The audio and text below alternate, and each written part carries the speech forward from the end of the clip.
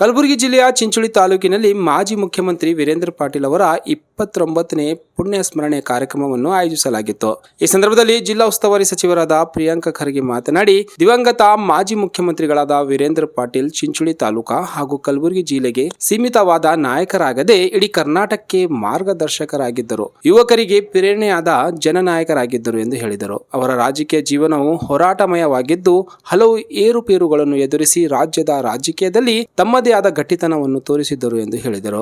ಚಿಕ್ಕಮಗಳೂರು ಕ್ಷೇತ್ರದಲ್ಲಿ ಮಾಜಿ ಪ್ರಧಾನಮಂತ್ರಿ ಇಂದಿರಾ ಗಾಂಧಿ ಅವರ ವಿರುದ್ಧ ಚುನಾವಣೆಯಲ್ಲಿ ಸ್ಪರ್ಧೆ ಮಾಡುವ ಮೂಲಕ ತಮ್ಮ ಧೈರ್ಯ ಹಾಗೂ ರಾಜಕೀಯ ಗಟ್ಟಿತನವನ್ನು ಇಡೀ ರಾಜ್ಯಕ್ಕೆ ತೋರಿಸಿಕೊಟ್ಟಿದ್ದರು ಎಂದು ಅವರು ನೆನಪಿಸಿದ್ದರು.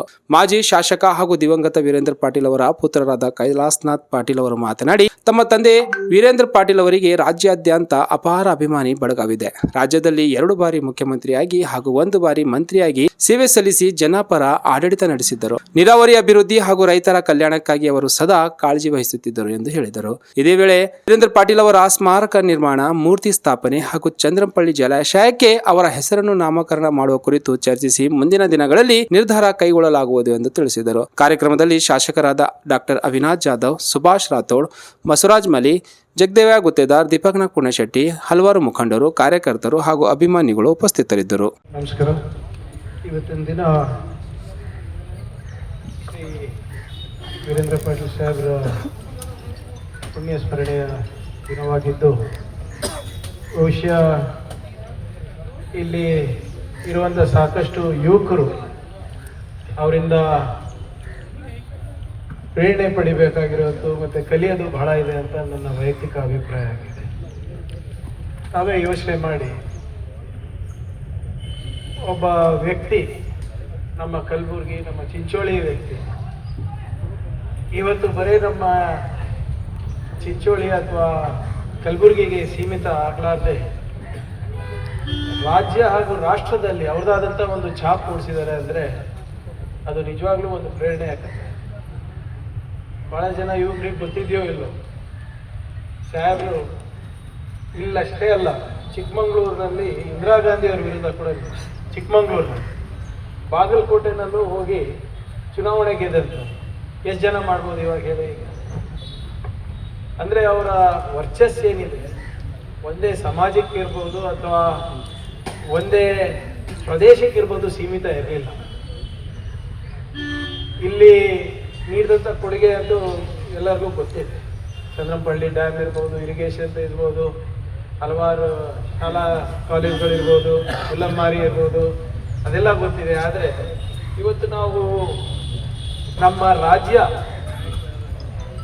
ಇಂಧನವಾಗಿ ಸುರಕ್ಷಿತವಾಗಿ ಸ್ಥಿರ ಇದೆ ಅಂದರೆ ಅದಕ್ಕೆ ಕಾಯಕಲ್ಪ ಕೊಟ್ಟಿದ್ದು ವೀರೇಂದ್ರ ಪಾಟೀಲ್ ಸಾಹೇಬ್. ಕರ್ನಾಟಕ ಪವರ್ ಕಾರ್ಪೊರೇಷನ್ ಲಿಮಿಟೆಡ್ ಏನು ಸಂಸ್ಥೆ ಇನ್ನೂ ಕೂಡ ಇದೆ, ಅದಕ್ಕೆ ಮುಖ್ಯಮಂತ್ರಿಗಳೇ ಅದಕ್ಕೆ ಚೇರ್ಮನ್ ಇರ್ತಾರೆ ಯಾವಾಗಲೂ ಕೂಡ, ಯಾವುದೇ ಸರ್ಕಾರ ಬರುತ್ತೆ. ಅದು ಸಾಹೇಬರು ಪ್ರಾರಂಭ ಮಾಡಿದ್ದು. ಅವರ ಒಂದು ದೂರದೃಷ್ಟಿಯಿಂದ ಇವತ್ತು ನಮಗೆ ಸಂಪೂರ್ಣವಾದಂಥ ಎನರ್ಜಿ ಸೆಕ್ಯೂರಿಟಿ ಸಿಗ್ತಾ ಇದೆ.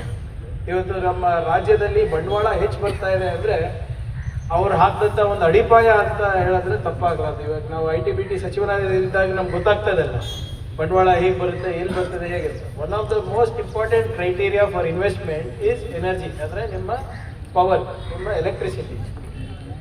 ಅದನ್ನು ಉತ್ಪಾದನೆ ಮತ್ತು ಎಸ್ಕಾಮಿಗೆ ಸಪ್ರೇಟ್ ಮಾಡಿಸಿ ಒಂದು ಪವರ್ ಕಾರ್ಪೊರೇಷನ್ ಮಾಡಿದ್ದು ಮಾನ್ಯ ವೀರೇಂದ್ರ ಪಾಟೀಲ್ ಸಾಹೇಬ್. ಮತ್ತು ಇವತ್ತು ನಮ್ಮ ಭಾಗದ ಕೊಡುಗೆ ಅಷ್ಟೇ ಅಲ್ಲ, ಇವತ್ತು ಕಾವೇರಿ ನದಿಯ ಡಿಸ್ಪ್ಯೂಟ್ ಇತ್ತು, ಕಾವೇರಿ ವಾಟರ್ ಡಿಸ್ಪ್ಯೂಟ್ ಇತ್ತು, ಅದನ್ನೂ ಕೂಡ ಒಂದು ಹಂತಕ್ಕೆ, ಅಂದರೆ ಕರ್ನಾಟಕಕ್ಕೆ ನ್ಯಾಯ ಒದಗಿಸ್ಕೊಡೋದ್ರಲ್ಲಿ ಸಾಹೇಬ್ರ ಕೊಡುಗೆ ಅದ್ಭುತವಾಗಿದೆ. ಏನು ತಮಿಳುನಾಡಿಗೆ ನೀರು ಹರಿದು ಹೋಗ್ತಾ ಇತ್ತು, ಅವರು ಫಸ್ಟ್ ಪ್ರಶ್ನೆ ಮಾಡಿ ಅದಕ್ಕೆ ಹೇಗೆ ಒಂದು ಲೀಗಲಿ ನಾವು ಒಂದು ಫ್ರೇಮ್ವರ್ಕ್ನ ತರಬೇಕಂದಿದ್ದು ಮಾನ್ಯ ವೀರೇಂದ್ರ ಪಾಟೀಲ್. ಅದಕ್ಕೆ ನಾನು ಹೇಳಿದೆ, ರಾಜಕೀಯ ಅವ್ರದ್ದು ಜೀವನದಲ್ಲಿ ಹಲವಾರು ಏರ್ಪೇರು ನೋಡಿದ್ದಾರೆ, ಆದರೂ ಕೂಡ ನಮಗೆ ಅವರಿಂದ ಕಲ್ತ್ಕೊಳ್ಳೋದು ಭಾಳ ಇದೆ, ಅವರಿಂದ ಸ್ಫೂರ್ತಿ ಪಡೆಯೋದು ಭಾಳ ಇದೆ. ಸೊ ಆದ್ದರಿಂದ ನಮ್ಮ ಯುವ ಸಮುದಾಯಕ್ಕೆ ನಾನು ಹೇಳೋದು, ಸ್ವಲ್ಪ ಅವರ ಇತಿಹಾಸವನ್ನು ತಿಳ್ಕೊಳ್ಳಿ, ಅವ್ರು ನಡೆದು ಬಂದಂಥ ಹಾದಿಯನ್ನು ನಾವು ತಿಳ್ಕೊಬೇಕು, ಅವ್ರ ಹೋರಾಟದ ಹಾದಿ ಇದು. ಯಾಕಂದರೆ ಅವಾಗಿನ ಕಾಲಕ್ಕೆ ಇಂದಿರಾ ಗಾಂಧಿ ಅವರಿಗೆ ಎದುರಿಸ್ಬೇಕಂದ್ರೆ ಸಾಮಾನ್ಯ ಮಾತಲ್ಲ. ಅಲ್ಲ ಸರ್, ಅವಾಗ ಅದನ್ನೂ ಇಲ್ಲಿ ಚಿಕ್ಕಮಗಳೂರಿನಲ್ಲಿ.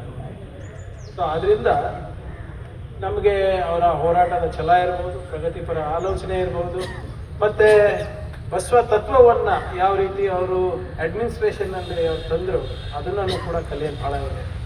ಅದರಿಂದ ನಾನು ಹೆಚ್ಚೇನು ಮಾತಾಡಲಿಕ್ಕೆ ಹೋಗೋದಿಲ್ಲ. ಈಗ ತಾನೇ ಎಲ್ಲ ನಮ್ಮ ಮಾಧ್ಯಮದ ಸ್ನೇಹಿತರು ಕೇಳ್ತಾ ಇದ್ದಾರೆ ಇಲ್ಲಿ ಒಂದು ಸ್ಮಾರಕ ಆಗಬೇಕು ಅಂತ. ನಾನಾಗಲೇ ಮಾನ್ಯ ಕೈಲಾಶ್ ಪಾಟೀಲ್ ಸಾಹೇಬ್ರ ಜೊತೆ ಚರ್ಚೆ ಮಾಡಿದ್ದೀನಿ.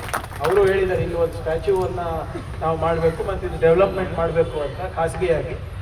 ಈಗ ನಾನು ಭಾಳ ಸ್ಪಷ್ಟವಾಗಿ ನಾನು ಹೇಳಕ್ಕೆ ನಾನು ಬಯಸ್ತಾ ಇದ್ದೀನಿ, ಕೈಲಾಶ್ ಪಾಟೀಲ್ ಸಾಹೇಬ್ರು ಏನು ಡಿಸಿಷನ್ ತಗೊಳ್ತಾರೋ ಅದಕ್ಕೆ ಸಂಪೂರ್ಣವಾಗಿ ಸರ್ಕಾರ ಅವ್ರ ಹಿಂದೆ ನಿಂತಿದೆ.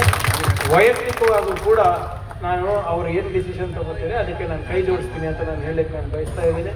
ಇಲ್ಲಿ ಸ್ಟ್ಯಾಚ್ಯೂ ಮಾಡಬೇಕಂತ ಈಗಾಗಲೇ ಕಲಬುರಗಿ ಸಿಟಿ ಕಾರ್ಪೊರೇಷನ್ನಲ್ಲಿ ಕೂಡ ರೆಸಲ್ಯೂಷನನ್ನು ಪಾಸ್ ಮಾಡಿ ಮಾನ್ಯ ವೀರೇಂದ್ರ ಪಾಟೀಲ್ ಸಾಹೇಬ್ರ ಒಂದು ಸ್ಟ್ಯಾಚ್ಯೂ ಅಲ್ಲಿ ಕಾರ್ಪೊರೇಷನ್ನಲ್ಲಿ ಸಿಟಿನಲ್ಲಿ ಕೂಡ ಮಾಡಬೇಕು ಅಂತ ಆಗಲೇ ತೀರ್ಮಾನ ಆಗಿದೆ.